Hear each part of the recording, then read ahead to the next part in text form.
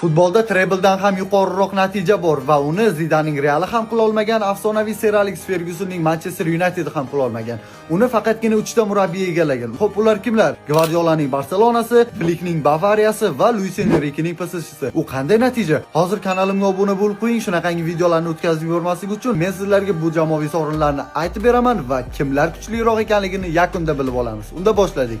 Xullas, futbolda bir mavsumda 6 ta sovrin yutgan faqatgina 3 ta jamoa bor. Birinchi o'rinda 2009-yilgi Gvardiolaning Barselonasi, Ispaniya Superkubogi, Copa del Rey, La Liga, Jahon chempionati, UEFA Superkubogi va Chempionlar Ligasi. Ikkinchi jamoa Flickning 2020-yilgi Bavariyasi, Bundesliga, Germaniya Kubogi, Germaniya Superkubogi, Jahon chempionati, UEFA Superkubogi va Chempionlar Ligasi. Va uchinchi jamoa Luis Enriquening 2025-yilgi PSJ'si, Chempionlar Ligasi, UEFA Superkubogi, Interkontinental Kubogi, Fransiya Superkubogi va Fransiya Kubogi. Atiga mana shu 3 ta murabbiyning 3 ta jamoasi mana shunday natijalarni qayd etgan. Endi sizga savol, mana shu uchlikni o'rinma-o'rin joylashtirganda qaysini birinchi, ikkinchi va uchinchi o'rinlarga qo'ygan bo'lardingiz? Fikrlaringizni kommentariyada qoldiring.